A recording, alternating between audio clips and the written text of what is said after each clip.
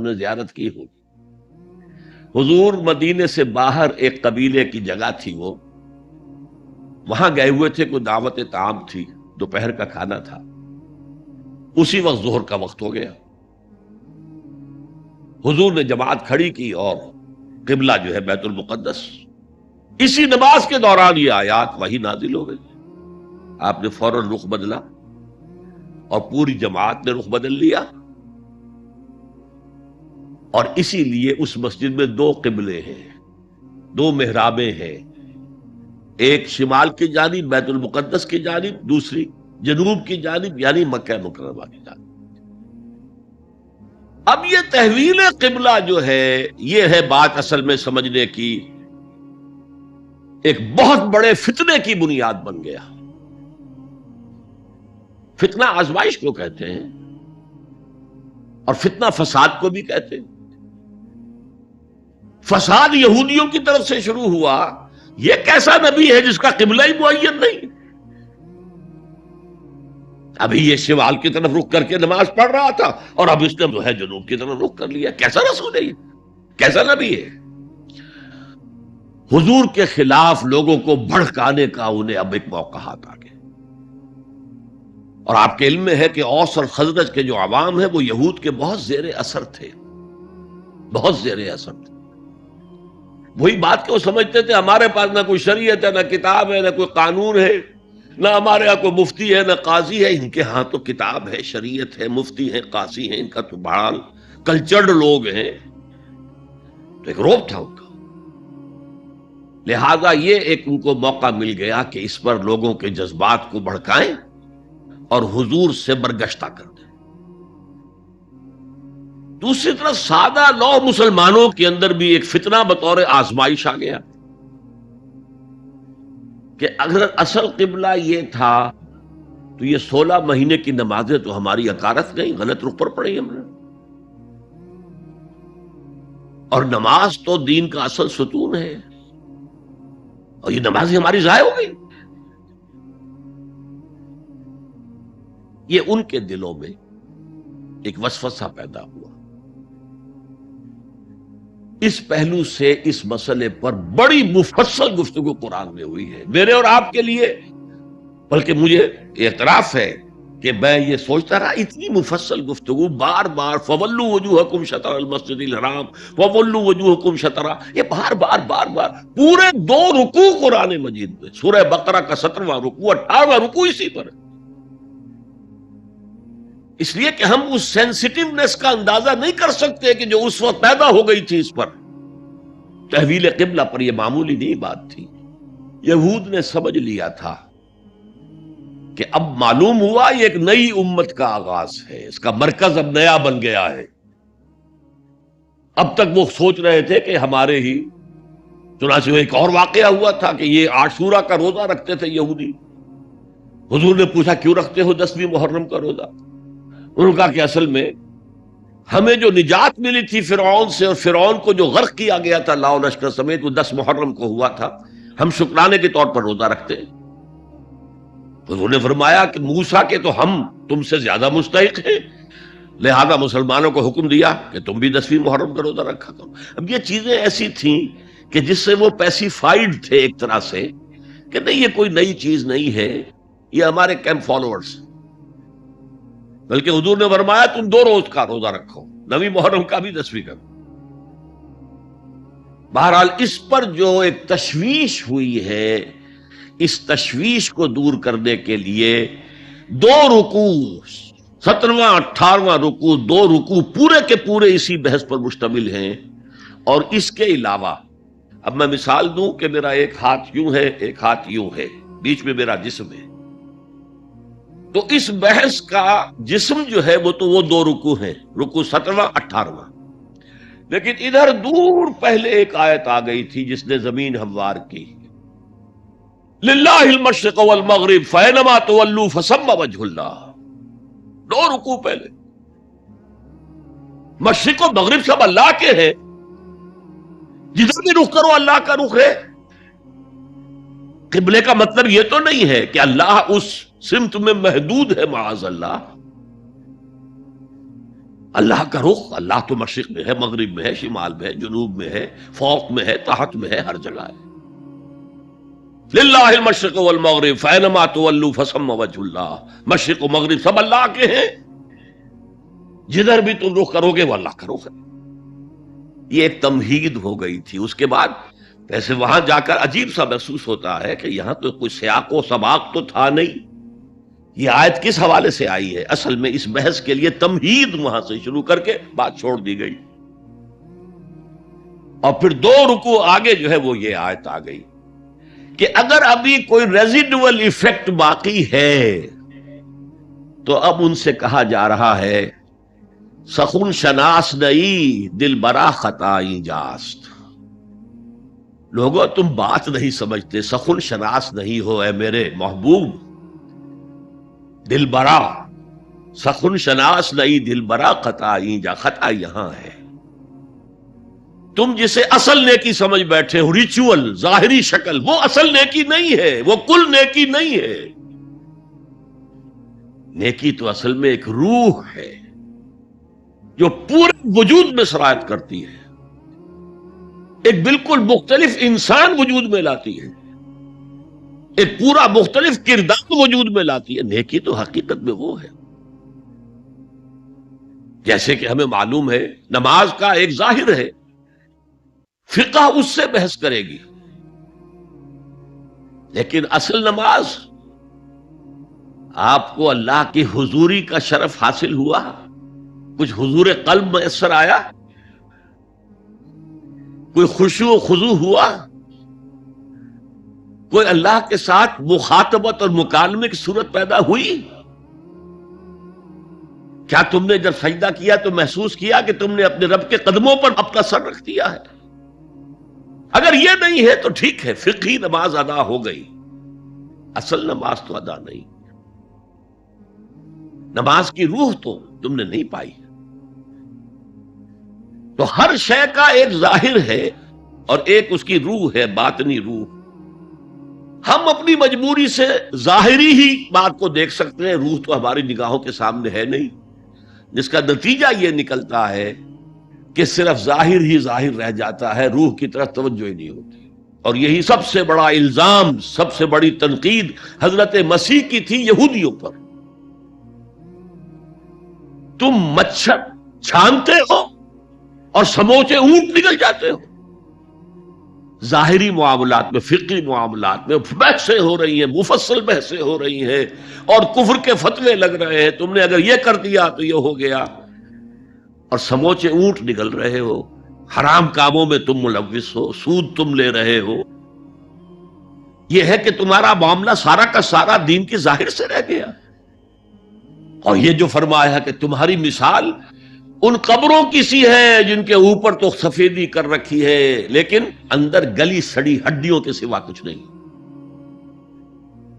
روح دین سے تم ناآشنا ہو چکے ہو، محبت خدا بندی تم میں نہیں ہے، لیکن ظاہر پرستی ہے، مظاہر پرستی ہے، ریچولزم ہے. تمہارا دین یہ بن کر رہ گیا. آج ہمارے ہاں بھی صورتحال مختلف نہیں ہے.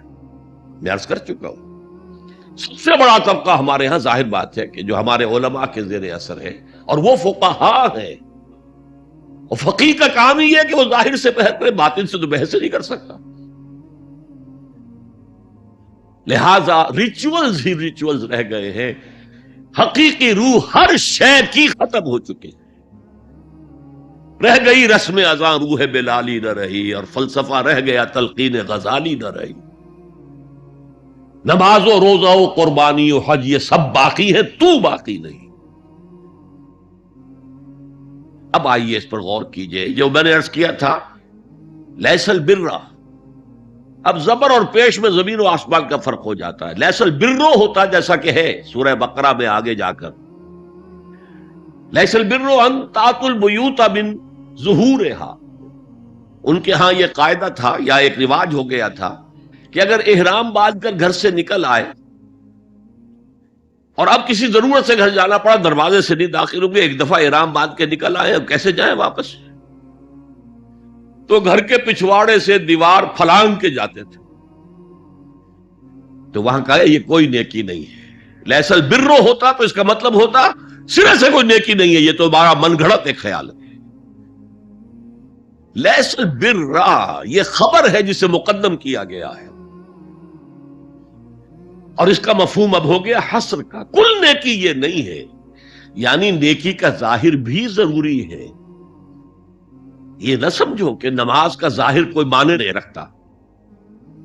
طہارت حاصل ہوئی ہے یا نہیں ہوئی ہے، وضو صحیح ہوا ہے یا نہیں ہوا ہے، جو پانی استعمال کیا تھا وہ بھی پاک تھا کہ نہیں تھا، یہ ساری چیزیں ضروری ہیں.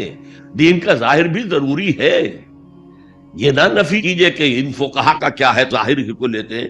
ہمارے ہاں بعض جو ہے انتہا پسند جو ہے، جو ملنگ ٹائپ صوفی ہوتے ہیں، ایک تو حقیقی کوئی صوفی ہوں، ایک ملنگ، وہ ان تمام چیزوں کو چھوڑ بیٹھتے ہیں.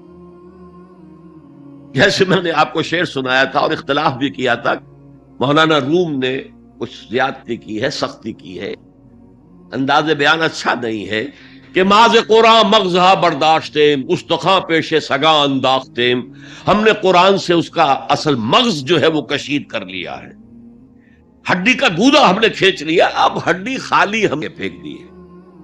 یہ ہمارے صوفیہ میں سے بعض کا طرز عمل رہا ہے جو غلط ہے. نہیں، ظاہر بھی اہم ہے، ظاہر بھی نیکی ہے. صلو کما رأیتمونی اصلی، نماز پڑھو اسی طرح جیسے مجھے دیکھتے ہو کہ میں نماز پڑھتا ہوں. ظاہر بھی کنفرم کرنا چاہیے اس کے ساتھ، لیکن اصل شے نماز میں توجہ ہے، انابت ہے، خشوع ہے، خضوع ہے، حضور قلب ہے. لہذا یہاں ترجمہ ہوگا کل نیکی یہی نہیں ہے کہ تم اپنے چہرے مشرق اور مغرب کی طرف کر لو، یہ تو ظاہر ہے. اور اس میں مجھے غالب کا شعر یاد آ رہا ہے، قبلے کو اہل نظر قبلہ نما کہتے ہیں، ہے پرے سرحد ادراک سے اپنا مسجود. جسے ہم سجدہ کر رہے ہیں وہ تو ہمارے ادراک اور شعور اور وہم اور خیال اور تصور اور تخیل سے وراء الورا وراء الورا وراء الورا ہے پرے سرحد ادراک سے اپنا مسجود. قبلے کو اہل نظر قبلہ نما کہتے ہیں، یہ کعبہ تو قبلہ نما ہے. بہرحال اب اس کی نفی کرتے ہوئے، جزوی نفی، کلی نفی نہیں ہے. لیس البر، کل نیکی یہ نہیں ہے کہ تم اپنے چہرے مشرق اور مغرب کی طرف کر لو. ولکن البر، بلکہ نیکی اس کی ہے. یہاں پر بھی اب لفظ محذوف ہے، ولکن البر بر من آمن باللہ والیوم الآخر. نیکی تو حقیقت میں اس کی ہے. اس میں آگے بڑھنے سے پہلے مجھے یاد آیا کہ میں بر کے مفہوم پر بھی کچھ گفتگو کر لوں. بر کسے کہتے ہیں؟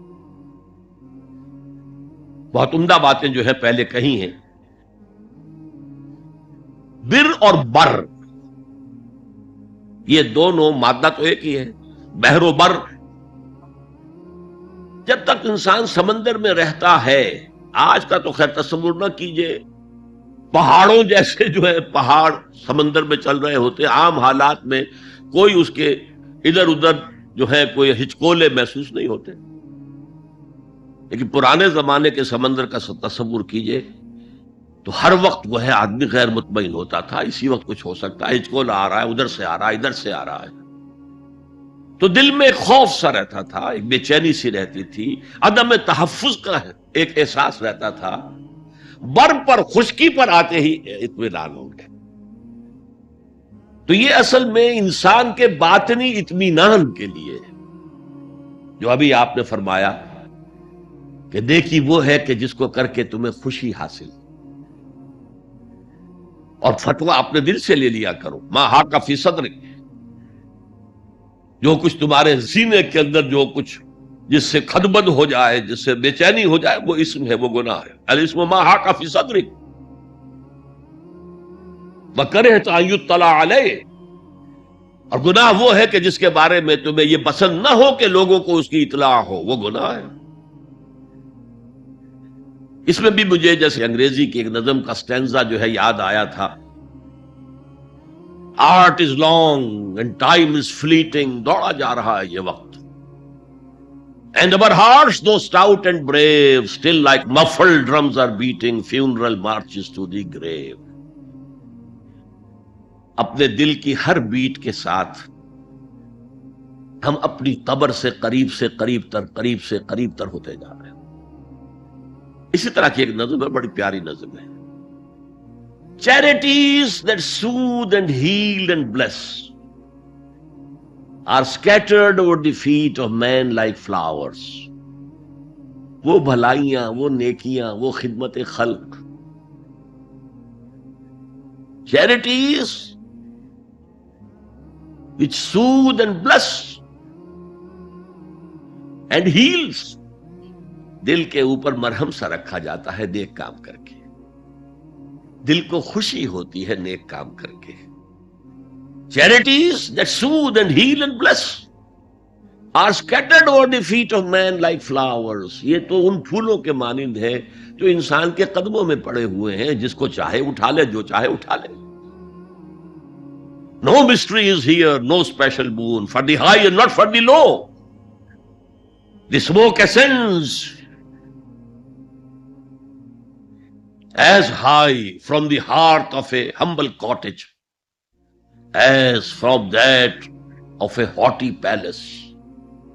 دھواں اٹھتا ہے تو ایک کٹیا میں جو چورا جل رہا ہے اس سے بھی اٹھے گا تو جائے گا اوپر، اور محل کا کوئی بہت بڑا کچن ہے تو اس سے بھی اٹھے گا تو اوپر جائے گا. لہذا یہ غریب اور امیر کا فرق نہیں ہے، ہر شخص اس نیکی میں سے حصہ لے سکتا ہے. تمہارے پاس ایک روٹی تھی، تم نے آدھی دے دی کسی مانگنے والے کو، تمہارا حصہ ہو گیا، بہت بڑا حصہ ہو گیا. اور کسی بڑے امیر آدمی نے 150 جو ہے مسکین کو کھانا کھلا دیا، وہ اس کے قریب بھی نہیں آ سکے گا اجر و ثواب کے اعتبار سے اس شخص کے کہ جس کے پاس ایک ہی روٹی تھی اور اس نے آدھی دے دی. تو بر جو ہے حقیقت میں لیس البر ان تولوا وجوهکم قبل المشرق والمغرب ولکن البر من آمن باللہ والیوم الآخر والملائکۃ والکتاب والنبیین. میں بھی ایک زمانے میں اس پر کچھ متردد سا ہوتا تھا، کچھ سوچتا تھا یہ نیکی کا تعلق تو ہم عمل سے سمجھتے ہیں، یہاں ایمان کی بحث کی کیا ضرورت ہے؟ ایمان تو ایک بات نہیں، حقیقت ہے. نیکی جو ہے وہ ایک ظاہری خارجی حقیقت ہے. لیکن پھر سمجھ میں آیا کہ اصل نیکی وہ نیت ہے جس کے ساتھ وہ کام کیا جا رہا ہے. اگر خیرات بانٹی جا رہی ہے، جھگیوں میں جا کر میلے کچیلے بچوں کو گود میں لے کر اپنی سفید اشکروں کو بھی خراب کیا جا رہا ہے، اور معلوم ہے کہ یہ اس لیے کر رہا ہے کہ آئندہ الیکشن میں کھڑا ہونا ہے، تو کوئی ہے جو کہے گا کہ یہ نیکی ہو رہی ہے؟ کام تو بظاہر بڑی نیکی کا کام ہے. نیکی کے لیے شرط اول اللہ پر ایمان ہے، اس کی موٹیویشن لو آف گاڈ. اس کے سوا اگر کوئی اور موٹیو ہے، اگر دنیا میں شہرت چاہیے، اگر اس نیکی کے ذریعے سے بھی مال کمانے کا معاملہ ہے، دھندا ہے، نیکی کے پردے میں دھندا ہو رہا ہے، وہ نیکی نہیں ہے، چاہے ظاہری اعتبار سے وہ بہت بڑی نیکی ہو. تو سب سے پہلا مسئلہ نیت کا ہے، نیت کا ہے، نیت کا ہے. کس ارادے کے تحت یہ نیکی کی جا رہی ہے، کیا مقصود ہے، کیا مطلوب ہے. چنانچہ نوٹ کیجئے، اکثر محدثین نے اپنے جو مجموعے مرتب کیے احادیث کے، ان میں پہلی آیت کون سی، پہلی حدیث کون سی لاتے ہیں؟ حضرت عمر رضی اللہ تعالیٰ عنہ سے روایت ہے، انما الاعمال بالنیات. نیکیوں کا، نیک اعمال کا دار و مدار نیتوں پر ہے. وَإِنَّمَا لِكُلِّ امْرِئٍ مَّا نَوَىٰ. ہر شخص کو وہی کچھ ملے گا جس کی اس نے نیت کی ہوگی. فَمَنْ كَانَتْ هِجْرَتُهُ إِلَى اللَّهِ وَرَسُولِهِ فَهِجْرَتُهُ إِلَى اللَّهِ وَرَسُولِهِ. جو کوئی ہجرت کر رہا ہے، مکے میں گھر بار چھوڑ کر جا رہا ہے، اپنے وطن کو ترک کر کے جا رہا ہے مدینے کی طرف، صرف اللہ اور رسول کے لیے، اس کی ہجرت اللہ اور اس کے رسول کے لیے۔ وَمَنْ كَانَتْ هِجْرَتُهُ لِلدُّنْيَا يُصِيبُهَا، اور اگر اس شخص کی ہجرت دنیا کے لیے ہے کہ اس کو حاصل کر لے۔ مثلا میں دیتا ہوں مثال، ایک مسلمان تھا، اس کا کوئی کاروبار تھا، اس کے خریدار مسلمان ہی تھے، وہ جا رہے ہیں، اب کیا کرے گا؟ مشرکوں نے سو تو اس کا سامان نہیں لینا، اب وہ بھی چلے جا رہے ہیں۔ یہ اللہ کو معلوم ہے کہ اس کے ہجرت کا اصل سبب کیا ہے، ہم نہیں طے کر سکتے، لیکن اللہ کے ہاں جو کھاتا کھلا ہوا ہے، اس کی یہ ہجرت جو ہے اللہ اور اس کے رسول کے لیے شمار نہیں ہوگی۔ وَمَنْ كَانَتْ هِجْرَتُهُ لِلدُّنْيَا يُصِيبُهَا أَوِ امْرَأَةٍ يَنكِحُهَا، یا کسی عورت کے لیے ہو کہ اس سے نکاح کرے، کسی خاتون سے وہ شادی کا خواہش مند تھا، وہ خاتون ہجرت کر کے مدینے چلی گئیں، اب یہ بھی باندھے کچے دھاگے سے بندھے ہوئے چلے جا رہے ہیں، تو یہ تو در حقیقت اس عورت کے کھاتے میں ہجرت جائے گی، اللہ اور اس کے رسول کے ہجرت میں نہیں۔ تو اصل شے یہ ہے نیکی کا وہ کام جس کا ظاہر بھی نیکی کا ہو اور باطن بھی ہو، کہ موٹیویشن صرف اللہ کی رضا ہو، اللہ کی محبت اور اللہ کی رضا کا حصول۔ یہ ہے پازیٹو موٹیو۔ ایک نیگیٹو سائیڈ بھی ہے، سب لوگ ذہنی اعتبار سے اتنے بلند نہیں ہوتے کہ اللہ کی محبت وہی اصل محرک بن جائے۔ یہی وجہ ہے کہ حضور نے اس کو صلی اللہ علیہ وسلم کمال ایمان سے تعبیر کیا ہے، من احب للہ وابغض للہ وعطا للہ ومنع للہ فقد استکمل الایمان۔ جس نے کسی سے محبت کی تو اللہ کے لیے کی،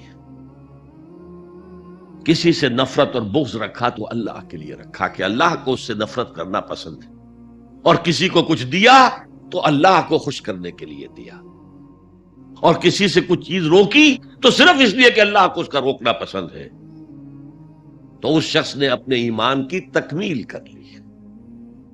اگر اس کا موٹیو خالص ہو گیا ہے اللہ کی محبت اور اللہ کی رضا کا حصول، تو اصل میں نیکی ہے، ورنہ چاہے بظاہر کتنی ہی بڑی نیکی نظر آئے وہ نیکی نہیں ہے۔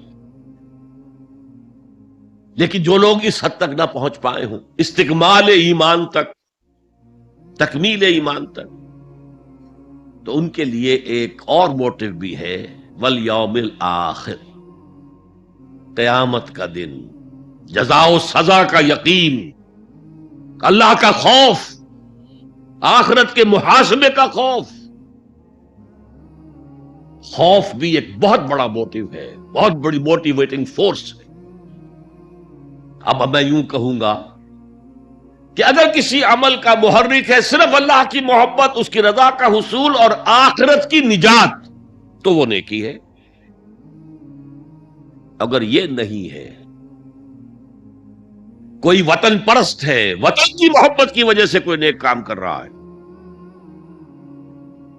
اس کا وہ کام وطن پرستی کے کھاتے میں جائے گا، خدا پرستی کے کھاتے میں نہیں جائے گا۔ کوئی قوم پرست ہے، اپنے قوم کی محبت میں کچھ کر رہا ہے،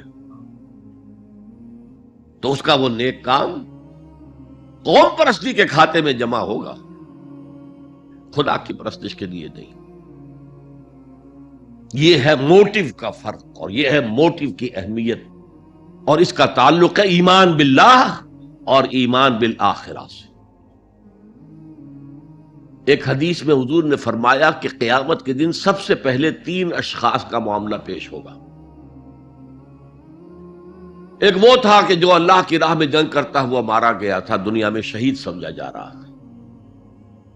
ایک وہ تھا جسے اللہ نے علم بہت دیا تھا، اور اس نے علم کو پھیلایا، خوب پھیلایا۔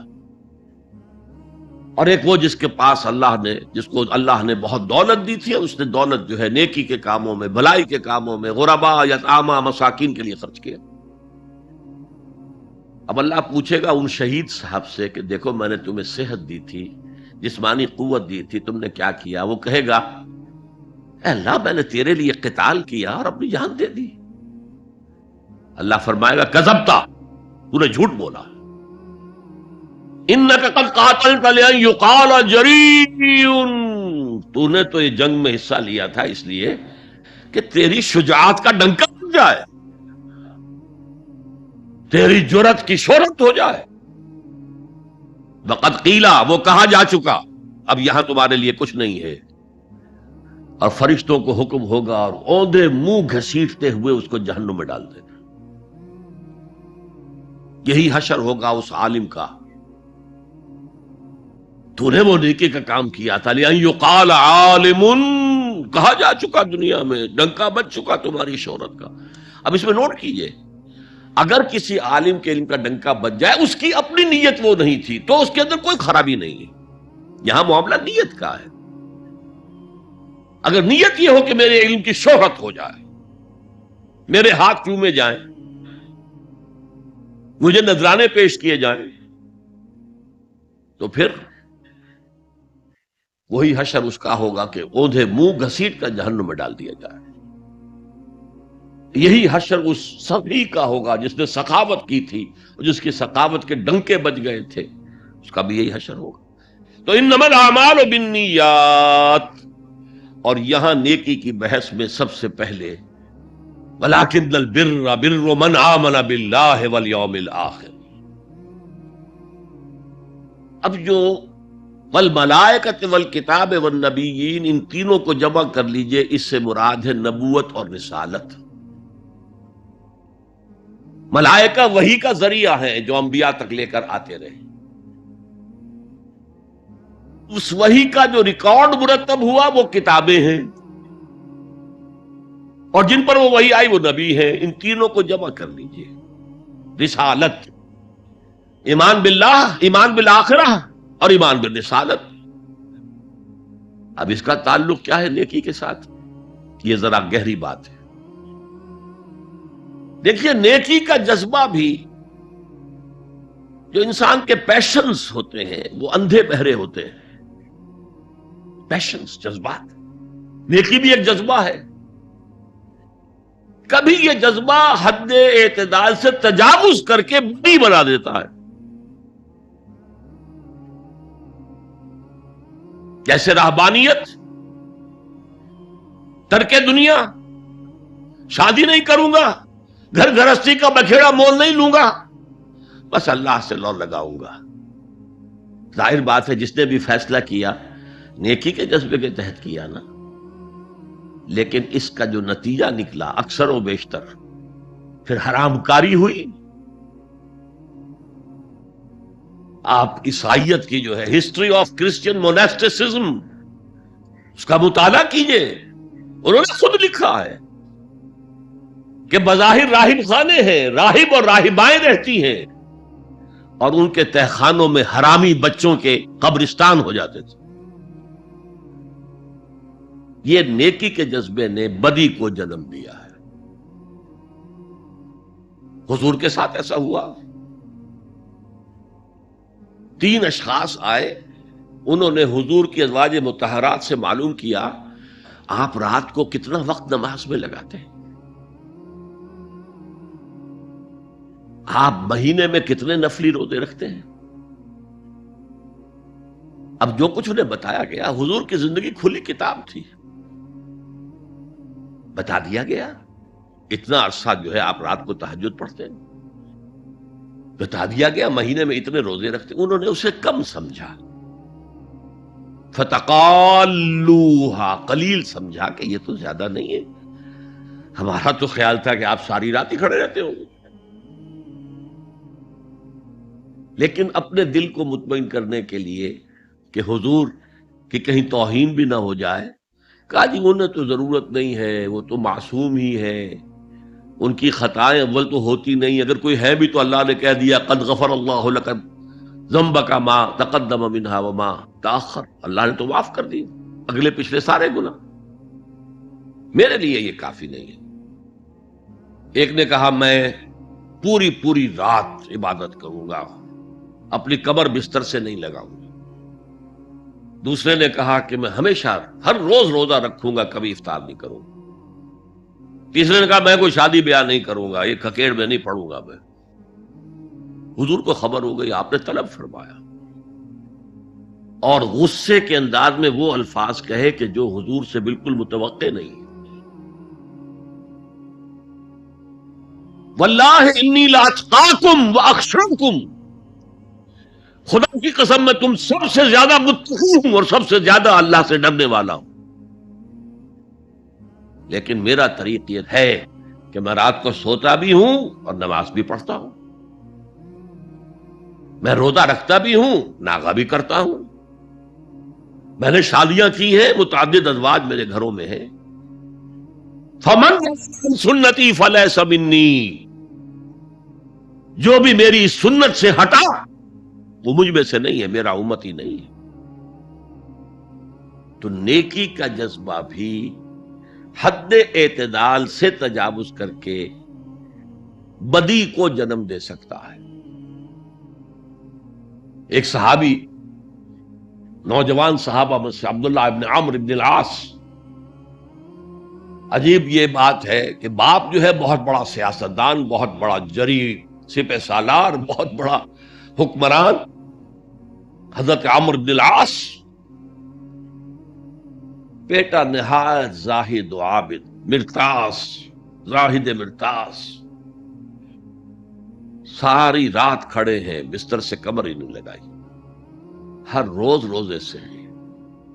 یہ خبر دی گئی حضور کو تو آپ نے طلب فرمایا، یا عبداللہ اولم اخبر انک تقوم اللیل وتصوم النہار، اے عبداللہ مجھے یہ خبر نہیں دی گئی ہے، یعنی یہ بات جو ہے صحیح ہے کہ نہیں کہ تم ساری رات عبادت کرتے ہو، ہر روز روزہ رکھتے ہو؟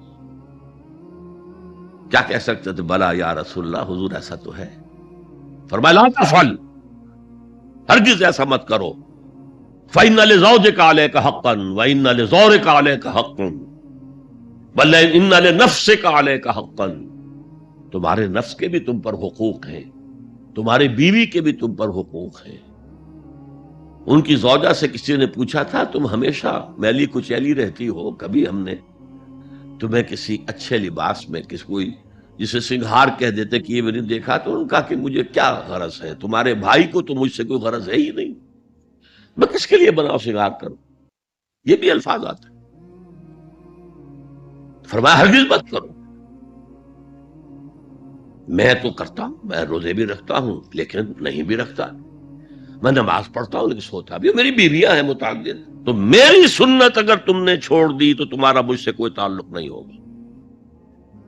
اس کا مطلب کیا ہوا؟ تو سم اپ، نیکی کا ایک ماڈل بھی سامنے رہنا چاہیے جس میں توازن ہو، اعتدال۔ انبیاء وہ توازن پیش کرتے ہیں اپنے کردار اور شخصیت کے ذریعے سے۔ وہ جو فرمایا گیا لقد کان لکم فی رسول اللہ اسوۃ حسنہ، تمہارے لیے اللہ کے رسول کی شخصیت میں ایک اچھا نمونہ ہے، یہ نمونہ معتدل ہے، متوازن ہے۔ حضرت عائشہ فرماتی ہیں حضور ہمارے مابین تشریف فرما ہوتے تھے، پیار اور محبت کی باتیں بھی ہوتی تھیں۔ حضور ہمارے ہاں کے جو ذرا زیادہ دیندار، جنہیں زیادہ مسالہ لگ جاتا ہے، وہ کرخت مزاج کے گھروں میں بھی معلوم ہوا داخل کیا ہوا قیامت آ گئی ہے، تو اس طرح کا نہیں تھا معاملہ، اپنی بیویوں کی دل جوئی، ان سے محبت اور پیار کی باتیں۔ لیکن حضرت عائشہ فرماتی ہیں کہ ہمارے درمیان بیٹھے ہوتے تھے اور پیار و محبت کی گفتگو ہو رہی ہوتی تھی، اذان کی آواز آتے ہی ایسے ہی اٹھ کر چل دیتے تھے جیسے ہمیں جانتے بھی نہیں کہ ہم کون ہیں۔ یہ توازن پیدا کرو، ترک دنیا نہیں، دنیا میں رہو اور پھر وہ کردار پیش کرو جو محمد نے پیش کیا صلی اللہ علیہ وسلم اور آپ کے صحابہ نے پیش کیا۔ دنیا میں رہتے ہوئے ترک دنیا، ترک دنیا اس معنی میں دنیا مقصود نہ بن جائے، مطلوب نہ بن جائے۔ لا مقصود الا اللہ، لا مطلوب الا اللہ، لا محبوب الا اللہ۔ تو یہ ہے اس نیکی کی بحث میں ایمان بالرسالت کا معاملہ۔ اب آگے چلتے ہیں۔ وآت المال علی حبہ، اور دیتا ہے وہ اپنا مال، یا دیا اس نے اپنا مال اس مال کی محبت کے باوجود، علی الرغم. جن حضرات نے ترجمہ کیا ہے کہ اللہ کی محبت کی وجہ سے ہی، اللہ کی محبت میں وہ مال دیتے ہیں، یہ غلط ہے. جو بحث ہو چکی ہے، موٹیویشن تو ان کی درست ہو گئی، ایمان باللہ، ایمان بالآخرہ سے. اب آگے اس کے تکرار کی ضرورت نہیں ہے. اور عربی میں کسی کی محبت میں کوئی شے آئے تو فی یا لام آئے گا. علی آتا ہے مخالفت کے لیے، علی الرغم. مال محبوب ہے، کس کو نہیں ہے؟ زین للناس حب الشہوات من النساء والبنین والقناطر المقنطرۃ من الذهب والفضة والخیل المسومۃ والانعام والحرث. انسان کی سرشت کو اللہ سے زیادہ جاننے والا کون ہے؟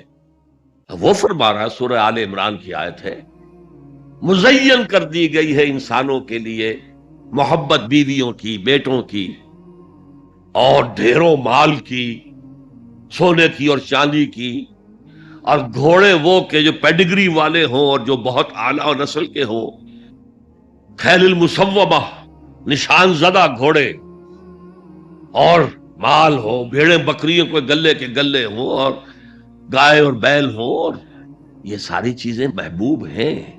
اس محبت کے خلاف عمل کرتے ہوئے مال خرچ کرنا تبھی تو مجاہدہ ہے. تو جیسے اردو میں ہم علی الرغم کہتے ہیں، علی الرغم، باوجود اس کی محبت کے وہ خرچ کرتے. اب یہاں جو اصل نوٹ کرنے کا نقطہ ہے وہ کیا ہے؟ دیکھیے، اسلام کا جو نظام ہے دنیاوی، اس میں ایمان کے بعد پہلی شے نماز ہے. وہ جو کہا گیا ہے کہ قیامت کے دن سب سے پہلا محاسبہ نماز کا ہوگا. اور جب ہماری مسجدوں کے اندر لکھے ہوتے تھے فارسی کے اشعار، روز محشر کے جان گداز بود، اولی پرسش نماز بود. اسی طریقے سے نماز کا معاملہ جو ہے وہ پہلے کیوں نہیں آیا؟ نماز کا بعد میں آ رہا ہے. آت المال علی حبہ ذوی القربى والیتامى والمساکین وابن السبیل والسائلین وفی الرقاب. کتنا دور لے گئے، واقام الصلاۃ وآتى الزکاۃ. یہ ہے ترتیب کے اعتبار سے جو میں نے عرض کیا تھا. یہاں عنوان کیا ہے؟ یہاں نیکی کی حقیقت عنوان ہے، اس کی روح ایمان ہے، اور اس کا ظاہر اس میں سب سے پہلے انسانی ہمدردی، اور اس ہمدردی کی بنا پر وہ مال جو بہت محبوب ہے خرچ کرنا. درد دل کے واسطے پیدا کیا انسان کو، ورنہ طاعت کے لیے کچھ کم نہ تھے کروبیاں. اگر یہ نہیں ہے تو کچھ نہیں. حضور نے فرمایا من یحرم الرفق فقد حرم الخیر کلہ. جو شخص دل کی نرمی سے محروم ہو گیا وہ کل کے کل خیر سے محروم ہو گیا. کسی کو دکھ میں دیکھو اور اس پوزیشن میں ہو کہ تم اس کا کوئی مداوع کر سکو اور نہ کرو، پھر تم چاہے مفسر ہو، محدث ہو، نیک نہیں ہے. تم عابد ہو سکتے ہو، زاہد ہو سکتے ہو، تم مفسر ہو سکتے ہو، محدث، نیک نہیں ہو سکتے. من یحرم الرفق، رفق کہتے ہیں نرمی. رفیق ہمارا ساتھی، دمساز. ظاہر بات ہے آپ کو دکھ ہوگا، آپ کے رفیق جو ہے اس کے اپنے دل میں محسوس کرے گا آپ کے درد کو. ہم درد کسے کہتے ہیں؟ ہم درد، ان کا درد مشترک ہے. ہم عصر، ایک زمانے کے لوگ، ہم جماعت، ایک جماعت میں پڑھنے والے. ہم درد، خنجر چلے کسی پہ تڑپتے ہیں ہم امیر، سارے جہاں کا درد ہماری جگر میں ہے. اگر یہ رفق نہیں ہے، اگر یہ ہمدردی نہیں ہے، اگر کسی کو دکھ میں دیکھ کر آپ تڑپ نہیں اٹھتے، اگر اس کی مدد کرنے پر قادر ہو اور نہیں کرتے، تو کفر سے محروم ہے. پڑھے جاؤ نمازیں اور تہجدیں، کچھ حاصل نہیں ہوگا۔ اس پر جو آخری آیت قرآن کی ہے، لن تنالوا البر حتى تنفقوا مما تحبون، اس سے زیادہ کیٹیگوریکل سٹیٹمنٹ اور کیا چاہیے؟ لن کے ساتھ جو نفی ہوتی ہے فعل مضارع میں، انتہائی مؤکد، ہرگز نہیں پہنچ سکتے نیکی کے مقام کو جب تک کہ خرچ نہ کرو ان میں سے جو چیزیں تمہیں پسند ہیں۔ قمیض پھٹ گئی ہے، بوسیدہ دے دو کسی کو، یہ نہیں ہے خیرات و صدقات، بلکہ جو تمہیں محبوب ہو۔ لن تنالوا البر، بر کے مقام تک نہیں پہنچ سکتے۔ پھر میں کہہ رہا ہوں، عابد ہو سکتے ہو، زاہد ہو سکتے ہو، علم کا معاملہ ہے، محدث ہو سکتے ہو، مفسر ہو سکتے ہو، فقیہ ہو سکتے ہو، مفتی ہو سکتے ہو، سب کچھ ہو سکتے ہو، قرآن مجید کی روح سے نیک نہیں کہلا سکتے۔ وَآتَ الْمَالَ عَلَى حُبِّهِ، اب اس میں جو ترتیب میں نے کہا تھا، الْأَقْرَبُ فَالْأَقْرَبُ، الْأَقْرَبُ فَالْأَقْرَبُ، سب سے پہلے ذوی القربیٰ، اور اس میں اکثر و بیشتر ہم سے کوتاہی ہوتی ہے۔ دور دراز کے لوگوں کے ساتھ نیکی ہو رہی ہے، سگے بھائی کی بیوہ اور یتیم بچے جو ہیں وہ محروم ہیں، انہوں نے اس وقت یہ کر دیا تھا، یہ کر دیا تھا۔ ظاہر بات ہے کہ رشتہ داروں سے تو شکایتیں ہوتی ہیں، یہ تو ہمیشہ ہمارے مخالف رہے ہیں جی، ان کی ہم کیسے مدد کریں؟ اگر تو اللہ کے لیے دینا ہے تو پیسہ کون کا ہے؟ من احب للہ وابغض للہ واعطى للہ ومنع للہ، اللہ کے لیے دیا ہے اگر تو اپنے اس نفس کے جو انتقام کا جذبہ ہے اس کو کچلو، اور جس کا سب سے پہلا حق ہے اس کو پہنچاؤ، حق بحقدار رسید، ذوی القربى والیتامى، جو بے سہارا رہ گئے، باپ کا سایہ نہ رہا، والمساکین، مساکین کسے کہتے ہیں؟ مسکنت کہتے ہیں کم ہمتی۔ آپ کو معلوم ہے آج کل ایک مرض کہلاتا ہے نیورستھینیا، آدمی دیکھنے میں ہٹا کٹا ہے، صحت مند ہے، لیکن اندر سے اس کی کوئی ہمت ایسے جواب دے گئی ہے کچھ کر ہی نہیں سکتا، وہ ہے مسکین۔ اسی لیے جو فرمایا گیا یہودیوں کے لیے، ضربت علیہم الذلۃ والمسکنہ، ذلت کے معنی بھی کمزوری، اور مسکنت کم ہمتی، ہمت ختم ہو گئی۔ تو جو اپنے پاؤں پر نہیں کھڑا رہ سکتا اس وجہ سے کہ اس میں وہ ہمت کم ہو گئی ہے، وہ بھی مستحق ہے۔ وابن السبیل، اور مسافر۔ پرانے زمانے میں آپ کو معلوم ہے نہ سرائیں تھیں، نہ کچھ اور تھا، نہ ہوٹل تھے، پھر اگر کہیں راستے میں چوری ہو گئی، ڈاکہ پڑ گیا، تو آدمی جو ہے گھر میں خود ہے، کفیل ہے، اچھا ہے۔ اس وقت کی حالت ایسی ہو گئی۔ ہمارے ہاں بیگرز نے اسی کو ایک بہت بڑا بہانہ بنایا ہوا، جی میں آیا تھا وہاں سے اور یہاں سے، اور میری جیب کٹ گئی، سب کچھ چلا گیا، اب مجھے واپس جانے کے لیے کرایہ چاہیے۔ اکثر و بیشتر جھوٹے کیسز ہوتے ہیں۔ اگر آپ کسی کو پکڑ لیں اور ساتھ لے کر کہیں تحقیق کراؤ تو وہ بھاگ جائے گا، پھر نہیں آئے گا اس مسجد میں۔ لیکن یہ کہ ابن السبیل یہ بھی ایک کھاتا ہے۔ والسائلین، یہ ذرا تفصیل طلب معاملہ ہے۔ اسلام کی تعلیم بڑی متوازن ہے۔ ایک طرف سوال کی مذمت ہے، مت اپنا دستے سوال دراز کرو کسی کے سامنے۔ جو شخص ہاتھ پھیلاتا ہے مانگنے کے لیے، وہ اپنی عزت نفس کو ہتھیلی پر رکھ کر آپ کے سامنے پیش کر رہا ہے، اور آپ ٹھوکر مار دیتے ہیں اس کی عزت نفس کو۔ مانگو اللہ سے، اللہ کسی کے دل میں ڈالے تمہاری ضرورت پوری کر سکتا ہے، بغیر اس کے کہ تم کسی کے سامنے دستے سوال دراز کرو۔ تو سخت مسمت ہے، اور خاص طور پر بیگری جو ایک انسٹیٹیوشن بن گیا ہے، ایک پیشہ بن گیا ہے، وہ تو اسلام کی تعلیمات کے منافی ہے۔ اور جس طرح کی ہم خیرات بانٹتے ہیں، 5 روپے کا نوٹ دے رہے ہیں مانگنے والوں کو، مسجدوں کے باہر سمجھ رہے ہیں ہم نے حاتم طائی کی خبر کو لات مار دی، حالانکہ حقیقت میں آپ انسٹیٹیوشن آف بیگری کو سپورٹ کر رہے ہیں۔ کسی ایک کو لے لو، آؤ چلو مجھے اپنا گھر دکھاؤ، مجھے بتاؤ تم واقعی اس قابل ہو یا نہیں ہو، اور پھر اس کی مدد کریں، لمسم کریں، پھر وہ 5 روپے نہیں ایسی دیں کہ وہ کچھ اپنے پاؤں پر کھڑا ہو سکے۔ میں نے 1 روپیہ نہیں کہا، آج دیکھیں 1 روپیہ تو اب کوئی شے نہیں رہی، لیکن یہ کہ 5 روپے کا نوٹ بھی آپ نے تقسیم کرنے شروع کر دیے، یہ کیا ہے؟ وَالسَّائِلِينَ وَفِي الرِّقَابِ، لیکن دوسری طرف سائل کو جھڑکنا نہیں ہے۔ اما السائل فلا تنہر، جھڑکو نہیں۔ اچھا بھائی نہیں، معاف کرو، میرے پاس اس وقت آپ کی مدد کے لیے کچھ نہیں ہے، میں کچھ نہیں کر سکتا۔ تو ان دونوں کے درمیان اصل میں معاملہ ہونا چاہیے، بلکہ یہاں تک بھی فرمایا سائل کو ضرور دو، چاہے وہ گھوڑے پر سوار ہو کر تمہارے دروازے پہ آیا، کیا پتا اس کی واقعی الجھن کیا ہے۔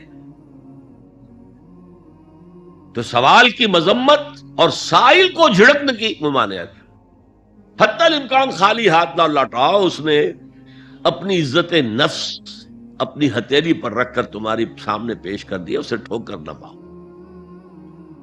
لیکن جیسا کہ میں نے عرض کیا، یہ انسٹیٹیوشن آف بیگری جو ہے یہ ایک علیحدہ شے ہے، بالکل اس کا اس سے کوئی تعلق نہ سمجھیے۔ وفی الرقاب، رقاب جمع ہے رقبہ، گردن، فک رقبۃ او اطعام فی یوم ذی مسغبۃ یتیما ذا مقربۃ او مسکینا ذا متربہ۔ فک رقبۃ، کسی کی گردن چھڑا دینا۔ اس وقت سب سے بڑی ایپلیکیشن اس کی تھی غلاموں کو، کنیزوں کو اپنے پیسے سے خرید کر آزاد کر دینا، بہت بڑی نیکی، بہت بڑی نیکی۔ اور حضرت ابو بکر رضی اللہ تعالیٰ عنہ کے دفتر فضائل میں سب سے اونچا کام یہ ہے کہ جن غلاموں کو، جن کنیزوں کو ستایا جا رہا تھا، their owners, their masters، ان کے آقا کو حق حاصل تھا، جو چڑھ کرے ان کے ساتھ، قتل کر دے، کوئی پوچھنے والا نہیں ہے۔ میں پہلے بھی عرض کر چکا ہوں، میری ملکیت ہے، جیسے میری بکری میری ملکیت ہے، میں نے اس کو ذبح کیا، گوشت کھا لیا، تم کون ہوتے ہو پوچھنے والے؟ میرا غلام تھا، میں نے قتل کر دیا، تم کون ہو پوچھنے والے؟ ان کو حضرت ابو بکر نے خرید کر آزاد کیا اور منہ مانگے دام دیے۔ حضرت بلال کے لیے امیہ ابن خلف نے اتنی بڑی رقم مانگی، حضرت ابو بکر نے کہا ٹھیک ہے لو۔ باپ نے کہا بھی، ابو قحافہ نے، ابو بکر کو کوئی غلام خریدنا ہی تھا تو کوئی طاقتور آدمی جو کام آ سکے کہیں، اس کو خریدنا چاہیے۔ مجھے کیا پتا ابو بکر کس لیے خرید رہا ہے اور کس کے لیے خرید رہا ہے۔ آج کے دور میں اس کی اپلیکیشن ہوگی، کوئی شخص جو ہے اگر قرض میں اس طرح جکڑا جائے کہ لاکھ ہاتھ پاؤں مارے نکل نہیں سکتا، اس کو کوئی لمپ سم مدد دے کر اس قابل کیا جائے کہ وہ پھر اپنے پاؤں پر کھڑا ہو جائے۔ یہ نہیں کہ اسے آپ ہر مہینے کچھ رقم دیتے رہے مینٹیننس کے لیے، نہیں، اس سے تو وہ اسی پوزیشن میں رہے گا۔ یہ بعض مائنورٹی کمیونٹیز کے اندر یہ معاملہ موجود ہے۔ کوئی بھائی اگر گر گیا ہے کاروبار میں تو اس کی پھر ایسی مدد کی جائے کہ وہ پھر آپ کی صف میں آ کر کھڑا ہو جائے، respectable members of your community, وہ اس شکل میں پہنچ جائے۔ یہ بھی فک و رقبۃ اس کی ذیل میں آج کل آئے۔ اب اس کے بعد آیا وَأَقَامَ الصَّلَاةَ وَآتَى الزَّكَاةَ۔ یہ دو کیا ہیں؟ یہ عبادات کی شکل میں دو ستون ہیں جو ان دو چیزوں کو سپورٹ کرتے ہیں جو اب تک بیان ہوئی ہیں۔ ایمان کو تازہ رکھنے کے لیے نماز قائم کرو، ہر نماز ایمان کی تجدید ہے۔ اقیم الصلاۃ لذکری، نماز قائم کرو میری یاد کے لیے، اپنا عہد اللہ کے ساتھ تازہ کرو۔ ایاک نعبد و ایاک نستعین، اے اللہ ہم تیری ہی بندگی کرتے ہیں اور کرتے رہیں گے، تجھ ہی سے مدد مانگتے ہیں اور مانگتے رہیں گے۔ اپنے اس عہد بندگی کو تازہ کرو، ایمان کو تازہ کرو۔ الحمدللہ رب العالمین الرحمن الرحیم ایمان باللہ تازہ ہوا نا، مالک یوم الدین، ایمان بالآخرہ تازہ ہو گیا. یہ ہے ایمان کو قائم رکھنے کے لیے، نیکی کی اس روح کو برقرار رکھنے کے لیے اللہ تعالی کی طرف سے یہ ستون ہے. الصلاۃ عماد الدین، دین کا ستون ہے یہ نماز. اس بحث میں اس کا مقصد کیا ہے وہ میں نے بیان کر دیا. بعد میں کیوں آ رہا ہے؟ یعنی کہ اصل شے ہے ایمان، اور ایمان کو سپورٹ کرنے والا ستون ہے نماز. عملی نیکی میں اصل شے ہے ہمدردی، ہمدردی میں مال خرچ کرنا، اور اس کے لیے ستون ہے زکوٰۃ. کم سے کم یہ 2.5% تو نکالو، بوتل کا کاٹ تو کھل جائے، پھر اور بھی دو، اور بھی دو، اور بھی دو. یہ تو obligatory ہے، یہ تو فرض ہے، یہ تو لازم ہے. لیکن مقصد کیا ہے؟ اس کو جو سمجھ لیا بس یہی زکوٰۃ ہی ہمارے ذمے میں ہے، وہ بڑے مغالطے میں. حضور نے فرمایا صلی اللہ علیہ وسلم، ان فی المال حقا سوی الزکوٰۃ. اے مسلمانوں، یہ نہ سمجھنا کہ بس زکوٰۃ ادا کر دی تو تمہارے مال کا سارا حق ادا ہو گیا. ان فی المال حقا سوی الزکوٰۃ، تمہارے اموال میں حق ہے اللہ کا زکوٰۃ کے علاوہ بھی. اور پھر آپ نے یہ آیت پڑھی، وَآتَى الْمَالَ عَلَىٰ حُبِّهِ ذَوِي الْقُرْبَىٰ وَالْيَتَامَىٰ وَالْمَسَاكِينَ وَابْنَ السَّبِيلِ وَالسَّائِلِينَ وَفِي الرِّقَابِ وَأَقَامَ الصَّلَاةَ وَآتَى الزَّكَاةَ. یہاں آتا زکوٰۃ تو ہے ہی ہے، اس سے پہلے جو آ رہا ہے یہ سرپلس ہے، اس سے آگے کی بات ہے، یہ ایڈیشنل ہے. اسی لیے جب انفقوا انفقوا انفقوا انفقوا انفقوا کی جو تکرار ہوتی ہے قرآن مجید میں،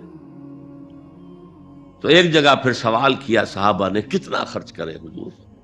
فرمایا قل کہہ دو جو بھی ضرورت سے زائد دے ڈالو. Don't accumulate, don't retain any thing.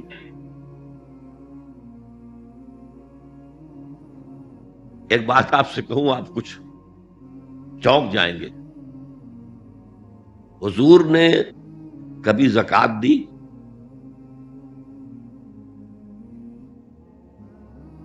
کبھی نصاب کے بقدر پیسہ آپ کے پاس جمع ہوا کہ آپ پر زکوٰۃ واجب ہوتی؟ کیسی عجیب بات ہے. ارکان دین میں سے ایک رکن سرے سے غائب. کبھی آپ نے مال رکھا ہی نہیں. حضور کا اسوہ ہم جانتے ہیں، مسواک کر لی ہے، پانچے جو ہیں ٹخنے سے اوپر کر لیے ہیں، یہ اسوہ ہے. ہاں ہے، یہ بھی ہے، ٹھیک ہے، سنت ہے. اسوہ تو یہ ہے. اور صرف آپ کا نہیں، جنہیں ہم کہتے ہیں فقراء صحابہ، ابو ہریرہ، ابو ذر، سلمان فارسی، علی رضی اللہ تعالی عنہ اجمعین، یہ فقراء صحابہ میں سے تھے. کبھی کچھ نہیں رکھا اپنے پاس. میں نے بتایا تھا آپ کو شاید کہ حضرت علی کی جب شادی ہو رہی تھی حضرت فاطمہ سے، کوئی مکان تھا ہی نہیں، کہاں لے کے جائیں. ایک انصاری نے ایک حجرہ دیا ہے اپنے مکان کا، اس میں حضرت فاطمہ ودا ہو کر گئی.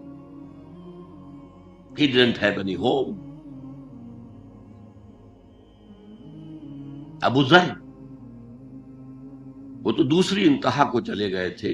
قانون یہی ہے، حلال سے کماؤ، اگر ایک حد سے آگے بڑھ جائے تو زکوٰۃ دے دو، باقی تمہارے اختیار میں ہے. دینا چاہو دو، نہ دینا چاہو رکھو اپنے پاس. قانون اس سے زیادہ آپ کو پابند نہیں کرے گا. کبھی بھی آپ نے جبر نہیں کیا، ایمرجنسی میں بھی جبر نہیں کیا. ایک واقعہ آتا ہے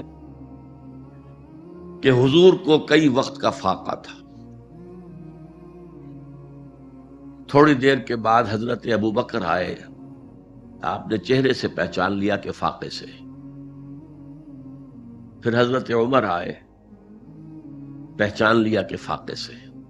شاید حضور خود اپنے لیے نہ اٹھتے نہ جاتے، اپنے دونوں ساتھیوں کو لے کر ایک انصاری کے باغ میں پہنچ گئے. انصاری کی عید ہو گئی. فوراً لا کر اس نے کچھ کھجوریں کچھ انگوروں کے گوشے رکھے. اس کے بعد وہ دوڑا چھری لے کر کسی جانور کو ذبح کرنے کے لیے. یہ ساری تفصیلیں میں کیا بتا رہا ہوں. مال یہ نہیں تھا کہ مدینے میں سبھی فاقے سے تھے، موجود تھے جن کے پاس مال تھا، لیکن جبرن آپ نے کسی سے کچھ نہیں لیا. جب وہ چھری لے کر چلا، فرمایا دیکھنا کسی دودھ والے جانور کو نہ ذبح کرنا. بہرحال کچھ دیر کے بعد وہ گوشت پکا کر لایا، روٹیاں رکھیں. اس کے بعد حضور نے ایک روٹی پر چند بوٹیاں رکھ کر کہا یہ عائشہ کو دے آؤ، اسے بھی کئی وقت کا فاقہ ہے. اور پھر حضرت عمر کی طرف رخ کر کے کہا عمر یہ ہیں وہ نعمتیں جس کا حساب دینا پڑے گا اللہ کے ہاں. وَأَمَّا بِنِعْمَةِ رَبِّكَ فَحَدِّثْ. اور یہ جو فرمایا گیا الہاکم التکاثر میں نعمتوں کا حساب لیا جائے. وَلَتُسْأَلُنَّ يَوْمَئِذٍ عَنِ النَّعِيمِ. فرمایا یہ نعمتیں ہیں. تو یہ ہے اصل میں انفاق کا معاملہ. آپ کے اس پر چھوڑ دیا گیا ہے. جتنا بھی آپ میں جذبہ ہے، جتنا بھی آخرت کا یقین ہے، اتنا ہی آپ پسند کریں گے کہ آخرت کے بینک میں جمع کرائیں، یہاں کے بینکوں میں کیوں جمع کرائیں. یہاں کتنا دے دیں گے آپ کو؟ 10%، 20%. وہاں 700% ملتا ہے. 700% نہیں، 7,000، 700 گنا. Why to keep it in these banks? حضرت مسیح کا جو پہاڑی کا واس بہت مشہور ہے، سرمن آف دا ماؤنٹ. بڑے پیارے الفاظ ہیں. میں آپ سے اپنا تاثر عرض کیے بغیر نہیں رہ سکتا. جہاں تک مواعظ کا تعلق ہے، جو حضرت مسیح کے مواعظ آئے ہیں ان سے اونچے واعظ کوئی ممکن نہیں. اسی میں یہ جملہ بھی ہے، دیکھو اپنا مال زمین پر جمع نہ کرو. جہاں چوری بھی ہوتی ہے ڈاکہ بھی پڑتا ہے، کیڑا بھی خراب کرتا ہے.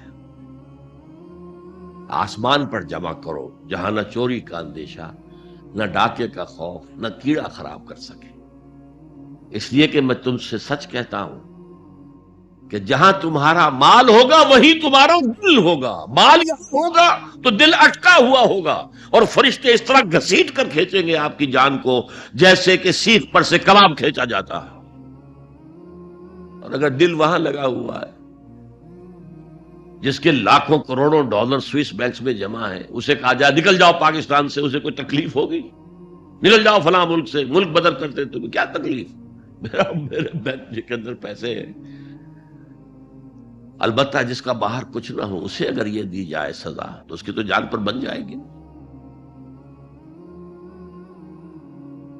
تو یہ ہے انفاق کا معاملہ. اس میں یہ دو جو ہے، ایک قانونی سطح ہے.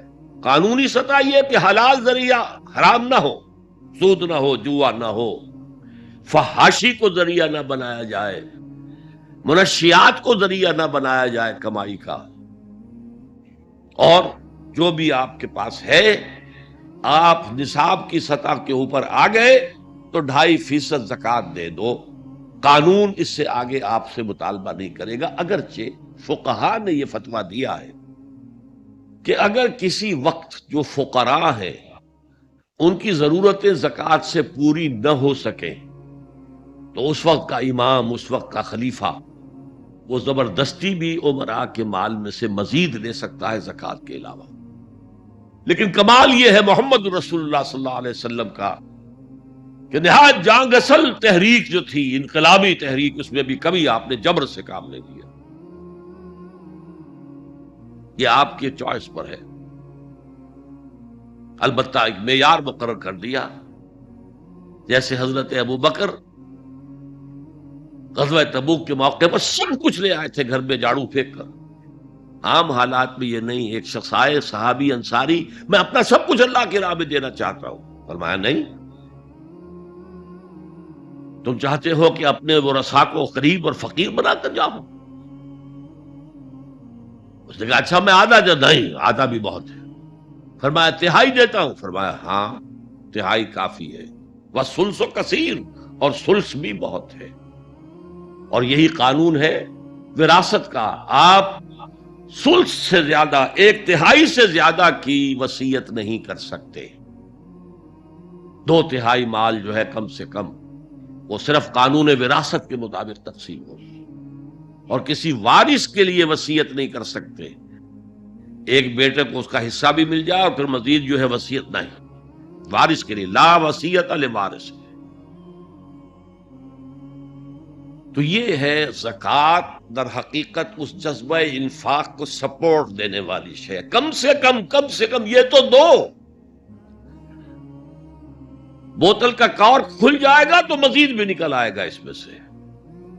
وَآتَ الْمَالَ عَلَىٰ حُبِّهِ ذَوِي الْقُرْبَىٰ وَالْيَتَامَىٰ وَالْمَسَاكِينَ وَابْنَ السَّبِيلِ وَالسَّائِلِينَ وَفِي الرِّقَابِ وَأَقَامَ الصَّلَاةَ وَآتَى الزَّكَاةَ وَالْمُوفُونَ بِعَهْدِهِمْ إِذَا عَاهَدُوا. اور وفا کرنے والے، پورا کرنے والے اپنے عہد کے جبکہ وہ آپس میں معاہدہ کر لیں. میں اشارہ کر چکا ہوں یہ جملہ معاملات انسانی پر حاوی ہے. ایک مزدور کو آپ نے یومیہ محنت اور مزدوری پر انگیج کیا ہے، اور وہ مزدور جب دیکھے کہ کوئی اسے دیکھ نہیں رہا تو بیٹھا رہے، کام نہ کرے. اسی وقت کام کرے جب دیکھا جائے کوئی سپروائزر دیکھ رہا ہے تو وہ اپنے عہد کی نفی کر رہا ہے. ایک ملازم ہے، وہ دفتر میں بیٹھا ہوا ہے، مکھیاں مار رہا ہے یا چائے پر چائے پیے چلے جا رہا ہے، جو کام تھا وہ نہیں کر رہا ہے، تو وہ اپنے معاہدے کی خلاف ورزی کر رہا ہے. شادی سوشل کانٹریکٹ ہے. عورت کے جو فرائض ہیں ان سے زیادہ کا آپ مطالبہ کرتے ہیں تو آپ ظالم ہیں. عورت کے جو حقوق ہیں وہ زیادہ نہیں کرتے تو ظالم ہیں. اس اعتبار سے پوری انسانی زندگی، خاص طور پر آج کل کاروبار تو بیسیکلی اصل جو ہے وہ کانٹریکٹ کی بنیاد پر ہے. معاہدہ کر لیا ہے تو اب معاہدہ پورا کرو. یہ گویا کہ ایکسٹریم لائننگ ہو جائے گی. پورے معاملات دنیاوی جو ہیں ان کے لیے ایک ایفائے عہد کا اگر معاملہ آپ کی شخصیت کے اندر پختگی سے قائم ہو جائے تو سارے جو معاملات بین الانسان ہیں، انسانوں کے درمیان جو معاملات ہیں، لینے دینے کے، خرید و فروخت کے، ملازمت کے، شادی کے، یہ سب کے سب صحیح ہوں گے، سیدھے ہوں گے. ان میں خیر ہوگا، ان میں برکت ہوگی. حضور نے فرمایا عدت المومن کا اخذ الکف. مومن کا وعدہ کر لینا تو ایسے ہے کہ جیسے اس کی کلائی کسی اور کے ہاتھ میں آ گئی ہے، جکڑا ہوا ہے، وہ اب نہیں جا سکتا کہیں. He has to fulfill his commitment. اور کس قدر کیٹیگوریکل سٹیٹمنٹ ہے جو میں نے کل بھی آپ کو سنایا تھا، حضرت انس کی حدیث رضی اللہ تعالی عنہ، جو کہتے ہیں قلما خطبنا رسول اللہ صلی اللہ علیہ وسلم الا قال. شاذ ہی کبھی ہوا ہوگا کہ حضور نے ہمیں کوئی خطبہ ارشاد فرمایا ہو اور اس میں یہ الفاظ نہ کہے ہوں، لا ایمان لمن لا امانت لہ ولا دین لمن لا عقد لہ. جس شخص میں امانت داری کا بس نہیں، اس کا کوئی ایمان نہیں، اور جس شخص کے اندر ایفائے عہد کا مادہ نہیں، اس کا کوئی دین نہیں. دین تو نام ہے ایک بہت بڑے کانٹریکٹ کا، ایاک نعبد و ایاک نستعین. اے اللہ تیری ہی بندگی کرتے ہیں اور کریں گے. اس سے بڑا معاہدہ کیا ہوگا؟ پوری زندگی کو کور کر رہا ہے. وہ اتنا بڑا معاہدہ کیسے پورا کر دے گا اگر وہ چھوٹے چھوٹے عہد پورے نہیں کرتا؟ حضور کو جو الصادق الامین کے جو خطابات مل گئے تھے کاروبار معاملات کے اندر، ایک واقعہ آتا ہے، یہ قبل ظہور نبوت، میں آغاز نبوت نہیں کہا کرتا، نبی پیدائشی نبی ہوتا ہے. ظہور نبوت، نبوت ظاہر ہوتی ہے جب وحی کا آغاز ہوتا ہے. کسی شخص سے کوئی معاملے پر بات ہو رہی تھی، اس شخص کو کوئی کام یاد آ گیا، انہوں نے کہا محمد ذرا یہاں میرا انتظار کرو تھوڑی دیر، میں ابھی آتا ہوں. چلا گیا اور جا کر بھول گیا. وَذَّكَرَ بَعْدَ ثَلَاثٍ. اب اسے یاد آیا 3 کے بعد. 3 دن بھی ہو سکتے ہیں، 3 گھنٹے بھی ہو سکتے ہیں، عام طور پر خیال یہ ہے کہ 3 دن کے بعد یاد آیا. گھبرا کر گیا ہے تو دیکھا وہی بیٹھے حضور. اس نے معذرت کی، فرمایا کہ تم نے جو کیا کیا، میں تو اپنے عہد کا پابند تھا، میں کیسے ہلتا یہاں سے؟ میں نے کہا تھا کہ ہاں میں تمہارا انتظار کروں. تو ایفاء عہد، یہ گویا کہ معاملات، میں نے کہا تھا نا کہ عمل کے یہاں پر 3 بڑی بڑی شاخیں آ گئی. ایمان کی 5 پتیاں، کلی کھل کر پھول بن گیا. اعمال کا ایک تناور درخت ہے، اس کے 3 جو ہیں بڑی بڑی شاخیں آ گئی. ہمدردی اور انسانی ہمدردی میں اپنا مال خرچ کر سکتا. عبادات جن میں اہم ترین نماز اور زکوٰۃ. معاملات جن کے اعتبار سے صرف ایک شے کافی ہے، ایفاء عہد. یہاں آپ دیکھیں گے کہ سورۃ العصر کی تیسری شے کا ذکر نہیں ہے، الا الذین آمنوا، اس کا یہاں ذکر آ گیا. ولکن البر من آمن باللہ والیوم الآخر والملائکۃ والکتاب والنبیین وعملوا الصالحات. جو تنے کے 3 شاخیں ہیں موٹی موٹی آگے، لیکن امپلائڈ ہے یہاں پر، جیسے میں نے عرض کیا تھا کہ اگر ترجمے میں اضافہ کیا گیا صبر حق و باطل کی جنگ کے وقت، یہاں جس صبر کا ذکر ہو رہا ہے وہ صبر علی الطاعہ نہیں ہے جو میں نے کل بیان کیا تھا، صبر عن المعصیہ نہیں ہے جو میں نے کل بیان کیا تھا. وہ صبر ہے اللہ کی راہ میں صبر، اللہ کی راہ کی جد و جہد کرتے ہوئے اگر فقر و فاقہ کی کیفیت ہو جائے، جیسے پورا بنی ہاشم کا قبیلہ جو ہے وہ 3 سال تک نظر بند رہا ہے شعب بنی ہاشم کے اندر، اور گھاٹی کے دونوں طرف پہرا تھا کہ کوئی خوراک اندر نہ جانے پائے. ایسا وقت بھی آیا ہے کہ بنو ہاشم کے چھوٹے چھوٹے پھول ایسے بچے بلک رہے ہیں بھوک سے، اور اس کے سوا کچھ نہیں کہ سوکھے چمڑے ابال کر اس کا پانی ان کے حلق میں ٹپکا دیا جائے. یہ اللہ کی راہ میں صبر ہے. غزوہ احزاب میں جو ہوا ہے، پیٹوں پر پتھر باندھے گئے اور حضور نے اپنے شکم مبارک پر 2 پتھر باندھے ہوئے. غزوہ تبوک میں جو ہوا ہے کہ 3 مجاہدوں کا ایک دن کا راشن 1 کھجور، پہلے ایک نے اپنے منہ میں رکھ کر کچھ دیر چوسی، پھر دوسرے کو دے دی، اس نے چوسی، پھر تیسرے کو دی. تو اس لیے والصابرین، اور یہ میں عرض کر چکا ہوں، یہ مفعول کی حیثیت کیوں آیا؟ خاص طور پر ایمفیسائز کرنے کے لیے. صابرون نہیں آیا، والصابرین، اخص بذکر الصابرین. اور اصل میں نیکی جو ہے اس کا معیار تو وہ ہے حق کے لیے بھوک سہو، تکلیفیں سہو، اور حق کے لیے میدان جنگ میں آ کر صابر رہو، ثابت قدم رہو. اس کا کیا مطلب ہے؟ یہاں بیسیکلی ڈیفرنشیٹ ہو گیا ہے ایک خانقاہی تصور نیکی کا،